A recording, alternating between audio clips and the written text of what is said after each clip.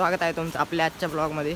आज आपण आहे ना गावाला आलेलो आहे आणि गावाला डायरेक्ट मी आता शेताकडे आलेलो आहे। खाली पॅन्ट वरती केलेली आहे, पक्क गवत खासतंय।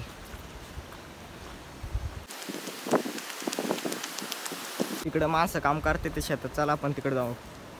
गाईज इथे वावराच्या खाली बघा कसा धबधबा आहे।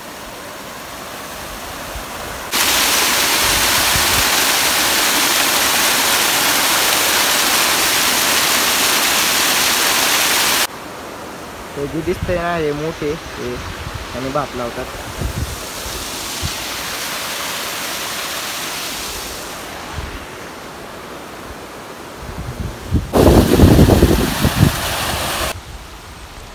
हे इकडचं खालचं वावर आमचं आहे, अजून भात लावायचं आहे त्याच्यामध्ये।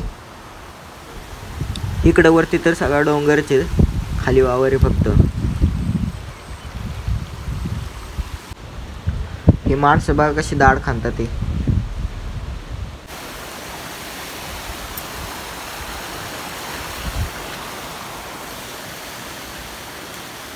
मी छत्री आणली पण मला असं वाटायला लागलं आता छत्री आणून का पस्तावा झाला काय। छत्री बिनमोकार हातात मला घ्यायला लागते ती।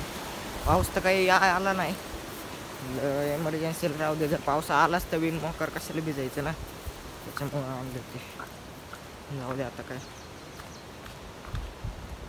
आपण चाललोय आता घरी। मी खेकड शोधतोय मागासपासनं, मला एक पण खेकड सापडलं नाही। मग शिक दिसलं होतं पण ते गेलं। आता शोधतोय, नंतर परत काय दिसलंच नाही मला खेकड। जाऊ दे, खेकड तर काय दाखवता नाही आलं, म्हणजे सापडलं नाही। पुढच्या व्हिडिओमध्ये जर आपण आलो तर खेकड दिसले तर नक्कीच दाखवू आपण। वरून आले खाली, आता इथं पाऊस पडला म्हणून इथं थांबलोय शेड खाली मंदिराच्या। इकडं मागं मंदिर आहे, जुन्या शाळेतले मित्र भेटले। आजचा ब्लॉग मला आवडला का नाही ते नक्की सांगा कमेंट करा। हे बघा इथं धरण आहे आमचं, थांबलं धरण। इथं खाली शेत आहे, परत इथं खाली गाय आहे, सगळा निसर्ग आहे इकडं। शेती परत खाली इकडं घर आहेत। आता पाऊस आलाय जोर, त्याच्यामुळे डोंगर पण काही दिसत नाही, सगळं पांढरं झालेलं आहे।